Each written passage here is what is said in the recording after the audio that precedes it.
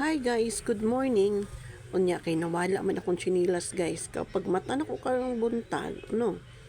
Gumising ako ngayong umaga, tagalogin ko na nga lang at para yung lahat ay makakaintindi, no. Paggising ko ngayong umaga, nawala yung aking chinelas pang bahay. Hindi ako sanay sa walang chinelas sa bahay. Parang basta iba yung feelings ko pag wala akong chinelas sa bahay. Ngayon, wala ding medyas dito. Kasi wala namang masyadong Meron sigurong medyas, pero syempre, tinatamad tayong maghanap. May nakita akong medyas, isa nga lang. Sabi ko, hindi ako magluluto, hindi ako pag walang mga akong tsinelas. Iwan ko ba kung nasaan yung tsinelas ko? Baka itinapon ng apo ko doon sa bintana. Hindi ko lang alam. Kasi hinahanap na. Kami na lahat naghanap ng tsinelas ko kasi magugulo talaga ang mga buhay nila. Magugulo talaga ang buhay nila pag wala akong tsinelas. Alam nila yan. Yung apo ko, binigyan ako ng medyas. Ayan, binigyan niya ako ng medyas. Kaso lang, syempre, ano ba naman ang alam ng bata? 2 years old. Binigyan niya ako ng medyas. Walang pares, pero mahaba yung medyas na to. Ganyan siya, mahaba, Mahaba siya.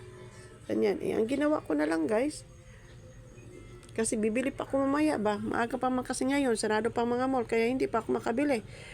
Ayan. Nagmi-medyas ako, pinutol ko na lang, ginunting ko na yan.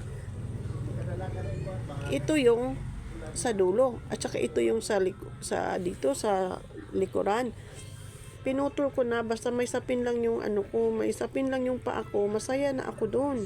Hindi ako makakakilos kung wala akong tsinelas pambahay. Oo.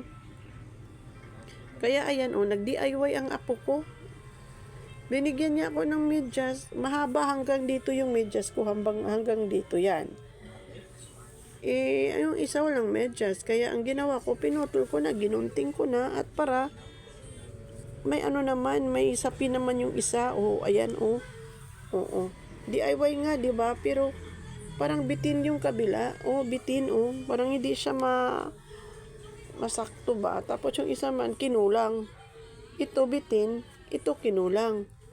Parang hindi talaga kompleto yung kalagayahan, guys, no? Pag bitin or kulang, kailangan talaga insakto. Tama. No. Kaya ngayon, okay na tong aking pakiramdam. Nakapag-init na ako nagpakulo na ako ng tubig at nakakapi na sila. Kasi kung hindi nila ako binigyan ng medyas, manigas sila. Hindi talaga ako magkikilos dyan. Alam nila, pag mangyayari pag nawalan ako ng tsinelas sa bahay, magutom sila, wala silang susuotin, hindi ako kikilos kasi iba yung pakiramdam ko pag walang sapin yung pa ako. Mahirap din naman kung mag-high-heel ako, kaya tsaga lang tayo dyan sa mga ganyan. DIY. Pero guys, bibili din ako maya lang kasi the time now is 7:30, siguro sarado pa yung mga mall. Kaya, tsaga lang tayo muna dito for today's video, guys. For today's video. Yan lang. Kung may mga medyas kaya lesson learn, no?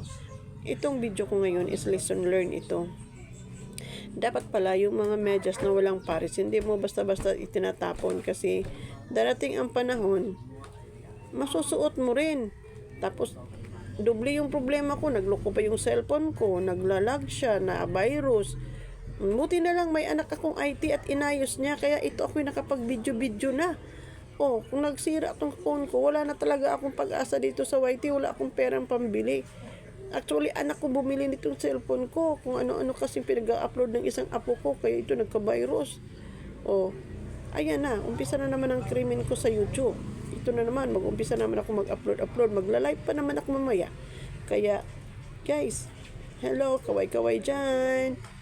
That is for today's video, guys. Maraming salamat sa panonood sa walang kwenta kong video. Pero ang lesson learn ko lang dito na ma-share, ha. Take note. Huwag itapon yung mga walang pares na medyas. May time talaga na magagamit sila. Okay? That is for today's video, guys. Good morning. Happy Sunday. Bye-bye.